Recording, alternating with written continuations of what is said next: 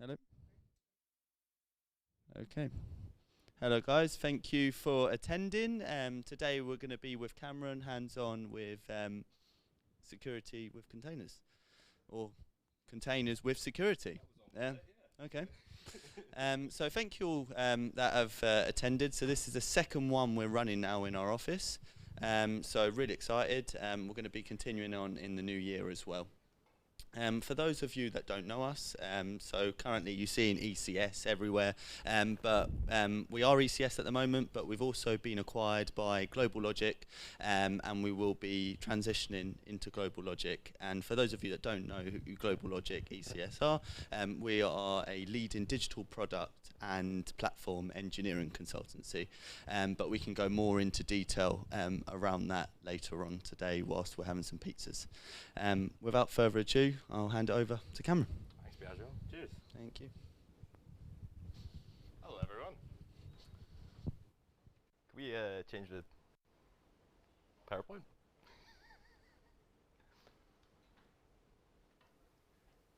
Is your laptop off?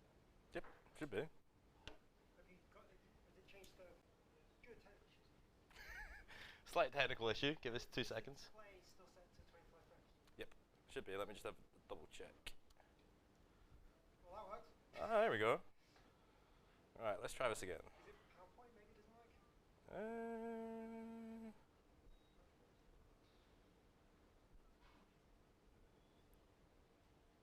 Technology. Actually, PowerPoint doesn't work. Yeah, it's just PowerPoint. I can just run it from the main view then, I guess. Cool. Hi guys, thank you for all attending this evening. This is the DevOps Playground, as introduced by Biagio just there. My name is Cameron Harper, and tonight I'm going to be talking about hands-on with container security. So we have some information about the DevOps Playground here. So yeah, the DevOps Playground is a monthly event which has been run on YouTube live throughout the course of lockdown, and obviously now we're back to face-to-face presenting as well. So we've got people watching live through that camera up there, and everyone's just sitting here as well. So thank you guys for all attending tonight. We need to, first of all, give you your login details. So there's the lab.devopsplayground.org is where you will find all your instance details for tonight. Now, just to run through the agenda for this evening, we've got Docker 101, just talking about what Docker is and how we use it. And then we're going to start talking about Docker security in terms of dependency management. We're going to talk about stuff called CVEs, which stand for common vulnerabilities and exploits, and then a specific one that we're going to get hands-on later on in the evening. We're going to talk about Docker security in terms of system privileges, and then we are going to run through some capture the flag scenarios, so you can all do a little bit of hacking tonight. And we're going to run through how we can remediate the exploits used in these scenarios, and then we'll get stuck in with actually doing the live. So Docker 101, so if you've been living in Peppa Pig world for the past 10 years and haven't heard about Docker, Docker is a way of running containers, and containers are basically a way of bundling up software into a sort of packaged up image that can be deployed anywhere. So yeah, images are bundled up with deployable components, which include an operating system and applications, and Docker is a platform designed to make it easier for you to manage, build, and deploy containers. So Docker effectively works by creating a Docker file, which gets built into a Docker image, and then that gets deployed to a Docker container. So we're going to start off by talking about what Dockerfiles are, examine some examples, which we're going to do here. So effectively, a Dockerfile is a text file which says what you're going to put into your image, which you can then run as a container. And we're going to run through which commands you can use here. So you get a from command, basically says what you want to use as your base image. So any image which you have access to can be used as a base image for a Docker image you build yourself.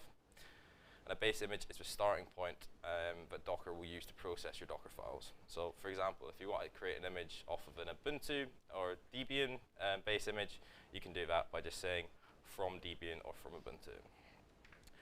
Next up, we've got a copy command, which is how you put your content into your image. So in this example here, we're copying the application from our host machine, that's using to build the image, into our image. We've got a run keyword as well, which can be used to actually run system commands when you're building your image. So this can be used to install dependencies, and in this case, we're actually building an application. And finally, there is the cmd command, which says basically what you're going to run in your image when you start up your container. We're going to talk about Docker security now, which is still, you still need to think about security, even though that containers provide an isolated way for you to run an application or your bundled up dependencies. But they can still be used to exploit systems if not configured correctly, as we'll see later on this evening. And dependency management is still important, as containers still run an application. So if that application is vulnerable to any exploits, they can be used to actually gain access to things that you don't want people to do. We're going to be using a tool called Sneak, which is a security platform used to manage dependencies across a wide range of platforms, including Docker. So last year in December 2020, Docker and Sneak actually integrated directly into the Docker CLI, so you can use that to scan for dependency vulnerabilities from Sneak's own database. There's lots of other sort of providers which do similar functionality, including one of our partners, Aqua, which you can actually go on our YouTube and see their playground they ran on their own security platform. But we're going to be using Sneak tonight because it's directly integrated into the Docker CLI. Now on to the fun, hacky stuff. So a CVE stands for a common vulnerability and exploit. And these are used to record vulnerabilities which are discovered in pieces of software based on bugs which allow you to sometimes actually run remote code when you shouldn't be doing that. CVEs are ranked in terms of severity, where a low severity is a low risk, and a critical severity basically means you need to update this right away before someone hacks into your system. A critical CVE usually means that someone can execute their own code, which you have not actually given them permissions to do, and we're going to actually get hands-on with one of them later on tonight to hack a Apache server. So the specific one we're going to be looking at is a vulnerability that exists in Apache's HTTP server, versions 2.4.49. And this allows you to send an HTTP request, which actually goes and gives you full access to a sort of system to run whatever you want to do that, which you shouldn't actually be given access to do that. So this will be covered in the second scenario this evening. Yeah, Sneak can be used directly within the CLI to run Docker scan, which will go and look for any dependencies built into your images against Sneak's backend database. And this gives you immediate results right in your terminal, which we'll have a look at later on tonight. The first scenario we'll be looking at is in terms of permission management on a sort of Unix environment, whereas the standard way of running Docker is via a root admin user, which gives full system access to Docker services, which can actually be used, and it's the default way of actually installing Docker, because usually you want to give Docker full access to your system. However, if you're using shared servers or instances, this can lead to issues, which we will demonstrate later on tonight. Yeah, Docker is intended to be have a rich feature set, and therefore uses the root user by default. However, as as Uncle Ben says in Spider-Man, with great power comes great responsibility. So the hands-on scenarios are going to involve a capture the flag session, which you guys will forgot about this disclaimer. So we're going to run through some actual exploits tonight on a lab environment, which we've given you permission to do this. But don't go and do this at home with other people's servers, because you will get in trouble, and you'll probably get me in trouble as well. So yeah, basically, don't hack other people, just yourself.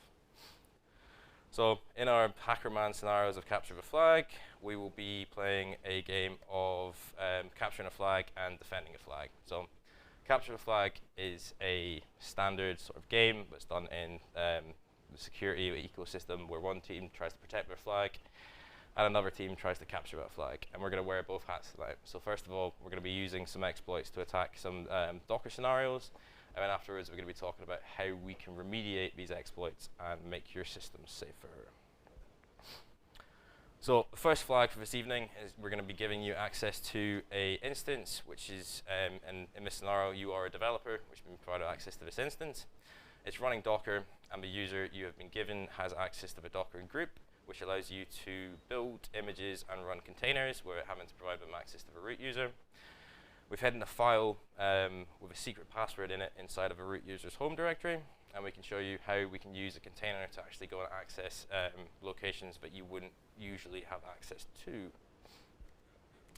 And then we're going to look at how we can actually defend against this by using a rootless installation of Docker, which effectively only gives access to what that user who is running Docker can usually do.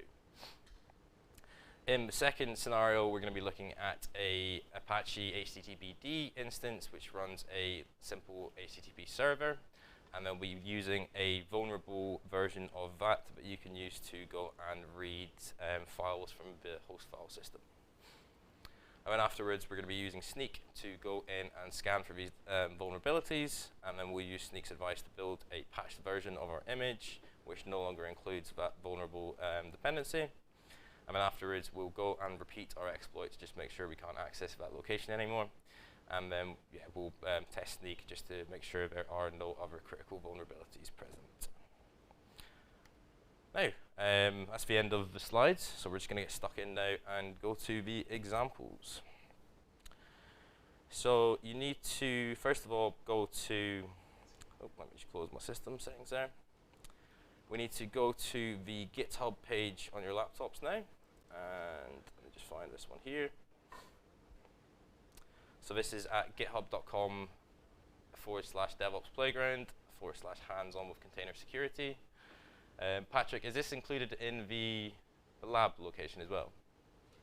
Is the GitHub URL provided in the lab setup, or does everyone have to type that in themselves? Cool. Well, if everybody can go to github.com/DevOps Playground on your laptops. It does come up. Well, let's go have a look. So, if you go to lab.devopsplayground.org as well to receive your instance details, you should be able to type in your meetup username here and press submit. And then this will give you access to your playground environments. And then over in another tab as well, if you go to the GitHub page, which should have all the readmes and the scenarios in it. So if you go to github.com/DevOps Playground, and then you should be able to see the hands-on with container security repository, like I've done here. Now, a quick thing on the instances you're using tonight. So you'll be given a username and a password, which you can use to access the instance listed below. However, you've been given 3 instances total. And to access these, you just need to change the number there. So we've got Premium Panda, which has got 1, so Premium Panda 1 you can use to access the first terminal. And then Premium Panda 3 will be used for the second scenario as well. So if you guys can all sign into these right now, and just make sure you can access the instance. If you need any help, anybody wearing a blue t-shirt should be able to help you out there. So Patrick over there is helping out tonight.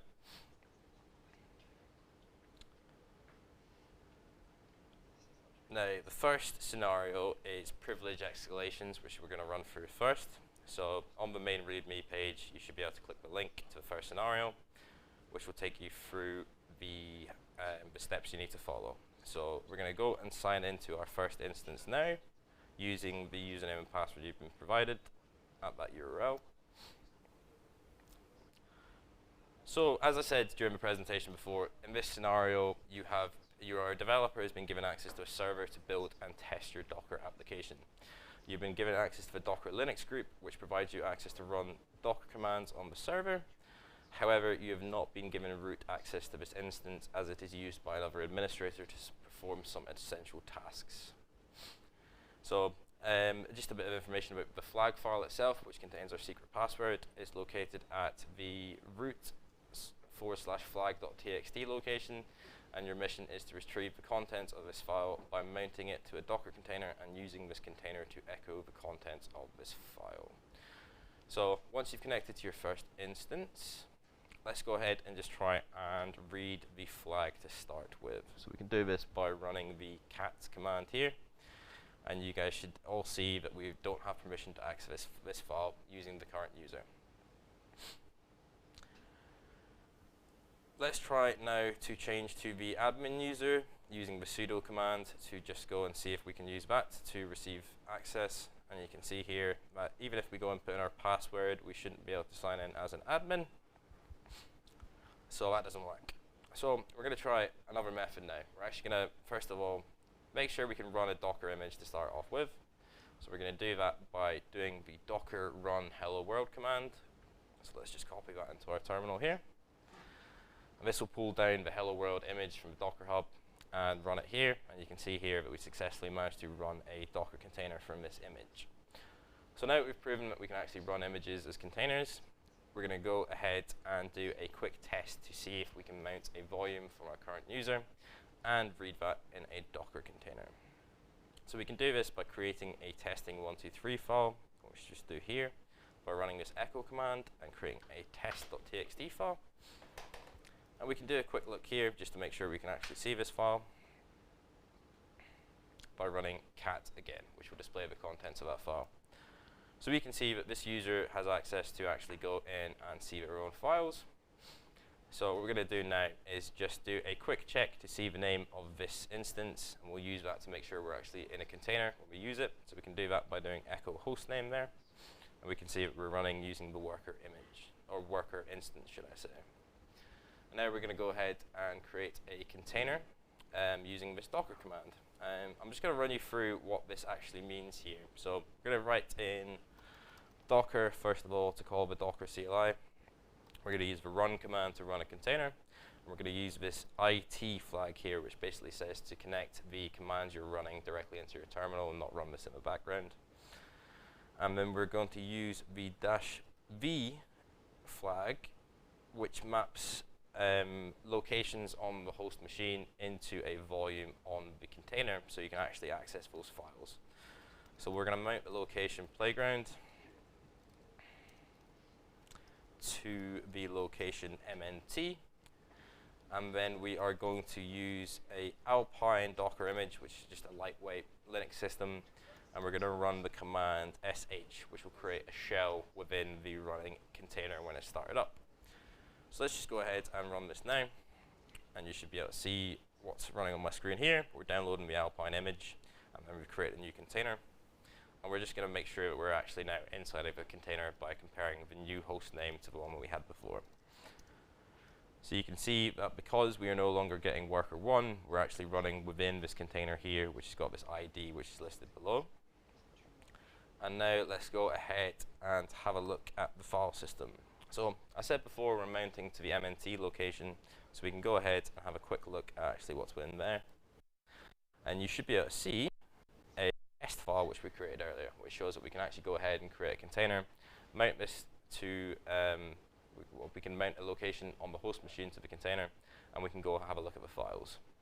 So let's just go and have a look at what is stored within this text file here by running our cat command, and then we should see testing123. So now we've proven that we can actually go and run a container, mount a location from the host machine. We're going to go and leave this container now by running the exit command. And we can see now that we are back in our host machine. What we're going to do now is we're going to do the same command we ran before, but this time around we are going to mount the root location, which is where our secret flag is hidden. So if you go ahead and do the same command as before, but this time around we are mounting root instead of the playground users directory. So do this docker run it v root mount, and then alpine and shell, and let's press enter. And we'll do the same again to just go and check the host name to make sure we're actually running with inside of this container. Type that in wrong. Let's try that one again. There we go. We can see we've got a new randomly generated ID, which is the ID of the container. So we'll just do exactly what we did before. We're going to go and have a look at the mount location there. So let's do ls/mnt. And then you should be able to see there is the super secret flag file, which is now present inside of the container. And let's go now and have a look at what is inside of there. So you can see our super secret panda password is now being exposed to this user by using a Docker container to mount a location that they should have been given access to. So well done, you've all completed your first hacking scenario there. We're just going to exit this container now by running the exit command again. And this time, we're going to go and connect to our second instance from directly within this terminal screen here. And we're going to install a rootless version of Docker. And what this effectively says is you can run Docker as the user that you install the rootless version through, and they won't be given access to any privileged things that they shouldn't be doing. So,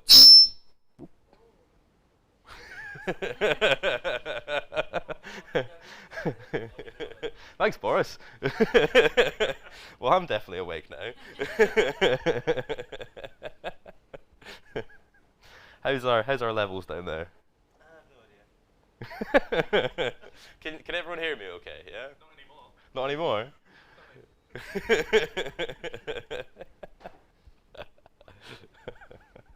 Right, we'll give Boris a wee second to continue fiddling with the speaker. Does that sound okay? I'm afraid to change the volume now. Can everybody in the back just give me a thumbs up if you can hear me okay? Cool. I don't think we even need the speaker at all. I've got a pretty loud voice. Right, we'll let the guys continue fiddling with the stuff down there, and hopefully we won't blow out your eardrums anymore. But let's get back to the playground now. So let's go and connect to our second instance now.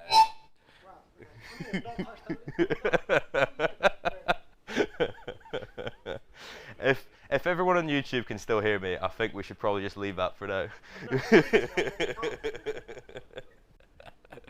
Cool. So there should be this, yeah, everyone's been given 3 instances here, and you can get to your second one by basically just copy and paste in this here.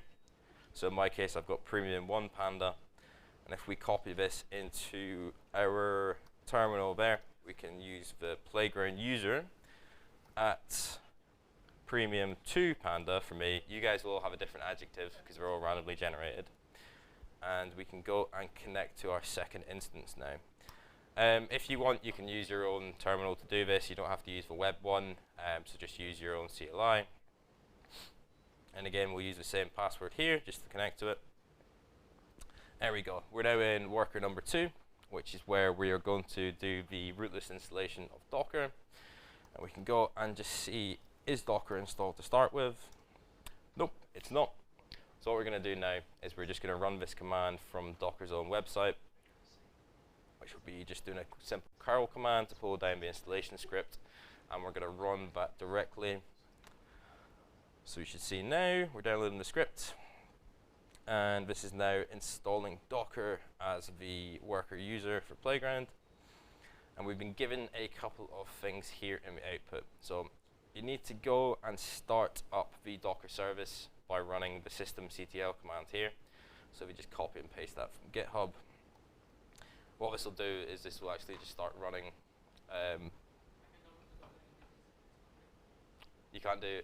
You can what?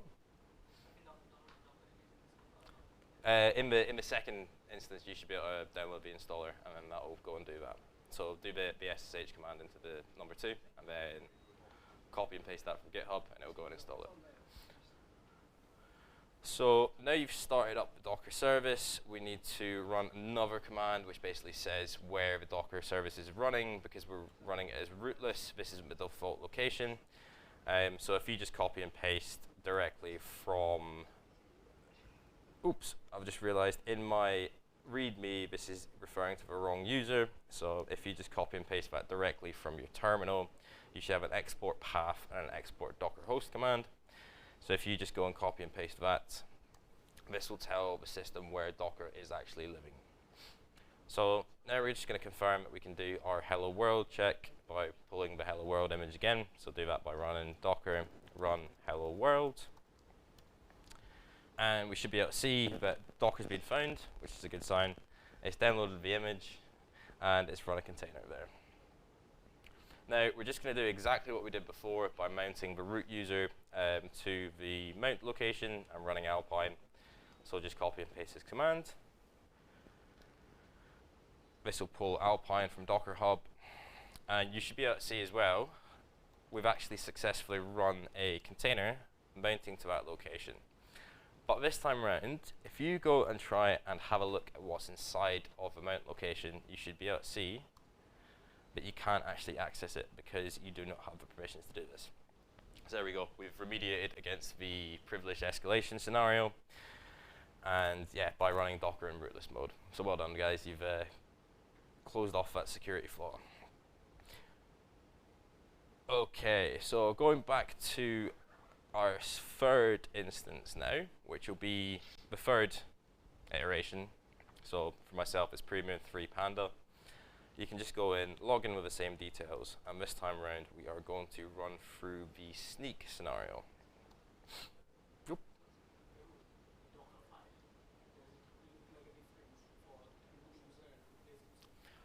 Dockerfiles, nah, the Dockerfile doesn't really change.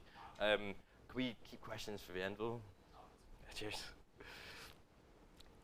Cool, so if you go and try to connect now to the instance, I'll try this again. So again, copy and paste the password. Oop, that's a good sign. Let's try it again.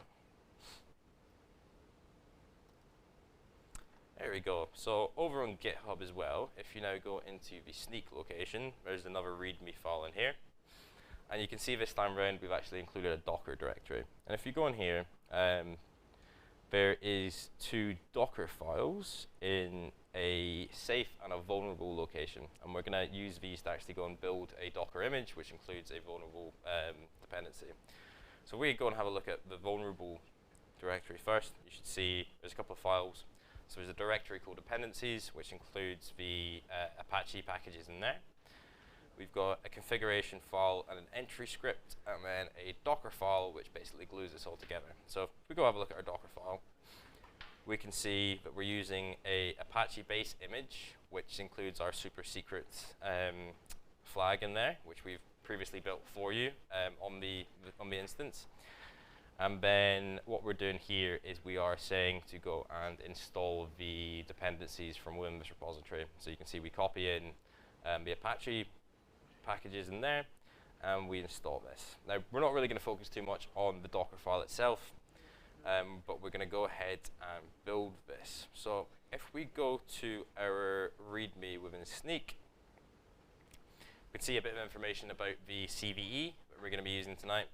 Now, if you want to go on the NIST website and read into how this actually works under the hood, feel free. I've just included a blurb here. But effectively, this CVE, which is 2021-41773, allows you to use a path traversal attack to go and view files on the host system, which is fixed in Apache 2.4.50. Now, yeah, you can go ahead and click this link here to read the full details about who discovered this and reported it and how it was remediated, but we're just going to actually go ahead and utilize this to read our flag. We're going to use a tool called Sneak, which should be installed on the instance itself, but if you're doing this on your own computer at home, if you want to install Sneak, you need to actually go ahead and sign up for an account and get an API key, but if you're using the infrastructure, this should all be provided for you, and we can just go ahead and do a quick check. So there we go, Sneak is running just fine. So now on your instance, let's go ahead and enter the playground directory by just copying this command here to go to the repo location. And we should be able to see there is a couple of shell scripts here. One's called build and one is called build safe. Now, what these do is they just run a simple Docker build command and tag the image that you're building with a name. So the build.sh command builds a vulnerable image called Apache vulnerable, and the build safe command builds a Docker image called Apache safe. Let's just have a look at that one. It doesn't look very nice because I forgot to include a new line in there, but yeah, you can go ahead and view that on GitHub if you want. So let's just go and build our vulnerable image first by running the build command here. Whoop.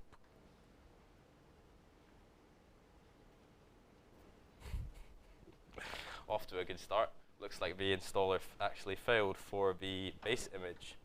Okay, we're we're going to have to do some live fixing here. Bear with me.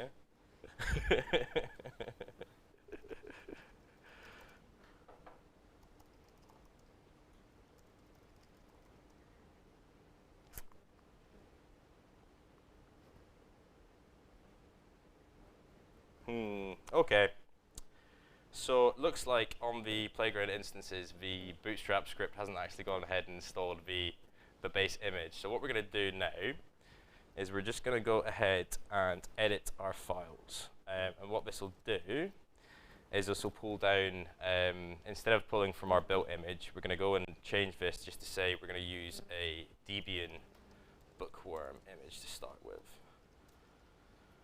So bear with me here. I'll just try and remember the name of the root image.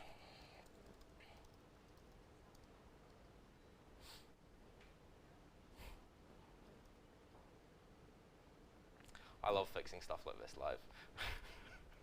So what we can do is go into our vulnerable location here by changing directory. And let's have a look in here. There should be a Dockerfile. And we can go in and edit this using the Vim command. So if you just type in vim Dockerfile, oops, that's not installed. Let's just do vi. So instead of doing Apache base, what we should do here is if you can just press X a couple of times there to go and delete that one there. And then we're just going to use a Debian : bookworm image there. So this is now changing, instead of our non-present image, it's actually going ahead and just pulling Debian directly from the Docker hub. So let's go and try this now. So change location back to the directory above that by doing cd ... And you should be able to do the build command now. This will pull Debian bookworm, which looks a lot better than before. Unfortunately, we've now lost our super secret flag file. But we're going to use we're going to still demonstrate what we're going to do using another file on the Debian file system. So what's going on here is Docker is going ahead and building an image from the base image there, which is Debian bookworm, and copying over our dependency files and then installing them. And after that, we are tagging this image as Apache vulnerable. So now this is completed building now, because we've gone and changed it to the actual present image. We can now go back to the playground. There we go. Looks like we fixed that part anyway. So now that we have our Apache vulnerable image, we can use Sneak to go ahead and scan this. Now you do this by typing in Sneak and then container and then test, and just copy the name of the tag that we've given it. So in this case, we're just going to use Apache vulnerable. So if we run this command now, we can see that Sneak is going ahead and analyzing the dependencies which are installed within the image. And it is going to go and query their backend database for vulnerabilities that are known against those dependencies. And we are going to just focus on the high and critical vulnerabilities here, because you'll probably notice there's a lot of low severity ones, and it's quite standard that lots and lots and lots of software packages actually have low severity CVEs in them, because they're not updating their dependencies. But we're not going to moan about Apache's dependency management. We're going to look at specifically at this critical severity vulnerability here, which we're soon going to demonstrate how you can use this to view a file on the host system. So if we just scroll past this, what we're going to do now is find this docker run command here, which can be used to go and run a container from the Apache vulnerable image. And instead of using a volume mount this time around, we're going to use the P flag, which can mount attach a port, so a network port from the container directly to the host system. We're also going to use the D flag, which basically says to run this in daemon mode, which will run this in the background. So let's go ahead and copy and paste that command. And this should start up a container from that image, and we can go ahead and look at what's running now by doing the docker ps command here. And we should see that we have 3 images running, because the playground applications we're using to connect to the command line here is actually running in Docker. But we can also see that we've got a container running from the Apache vulnerable image there. And then for me, this is called Quirky Feistel, but yeah, you should have a randomly generated name for yours. And let's just go ahead and do a curl command, which will send a request through to that server. So we can do this by doing curl localhost, and then you include a colon, and then 9000, which is the port that we're using. And you can see here, this is the default Debian Apache HTTP page here. So this is showing that we're actually running this server. And now we're going to use the exploit to actually go ahead and read a file that we should have access to. Now, I can't explain what this actually means because I haven't a clue. I just know that we can use this to go ahead and read the file. So yeah, this is doing some magic in the back end here, which is exploiting this path traversal issue within this version of the server to finally read a file located at /etc password.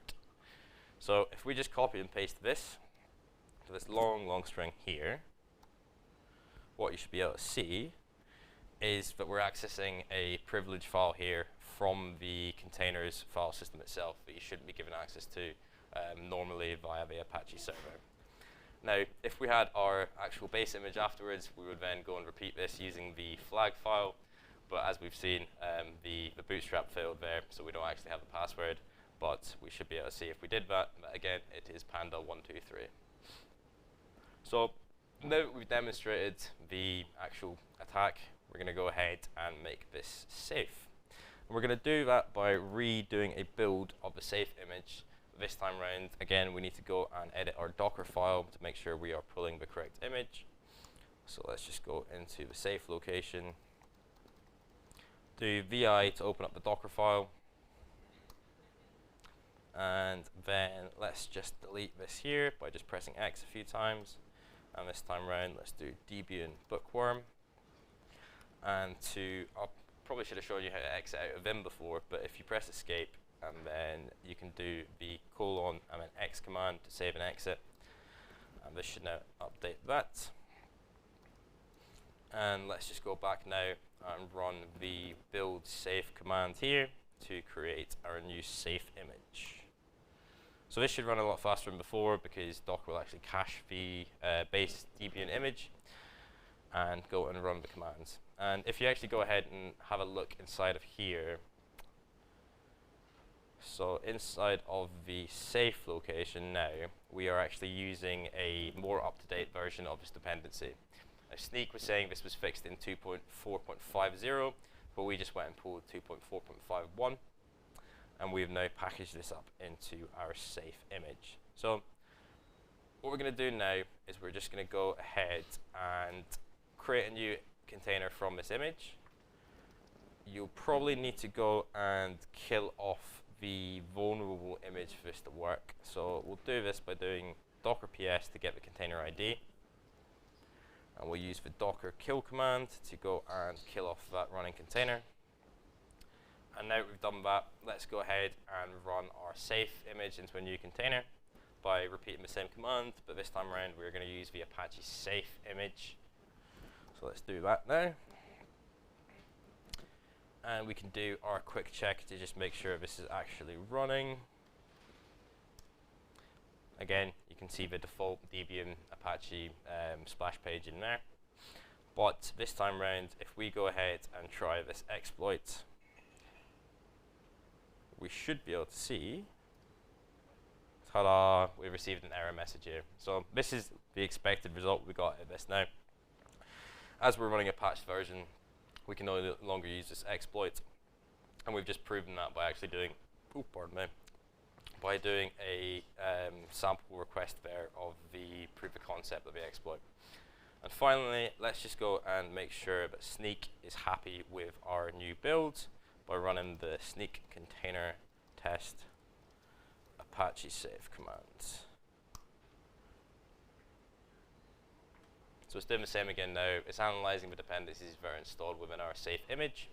It's speaking to Sneak's backend database there. And you can see now that although we do have 53 issues of low severity vulnerabilities, we no longer have the critical vulnerability here that was present before that we used to exploit. That's pretty much wrapped up the scenarios. Apologies we couldn't actually get the flag working there, but yeah, we managed to get the builds going. So I guess over to you guys. Does anybody have any questions?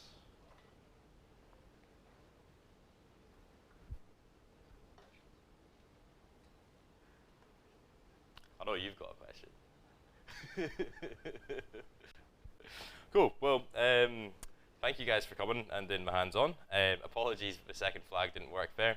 I'll definitely make sure I test that better next time. But yeah, thank you very much for joining us this evening. Cheers, guys.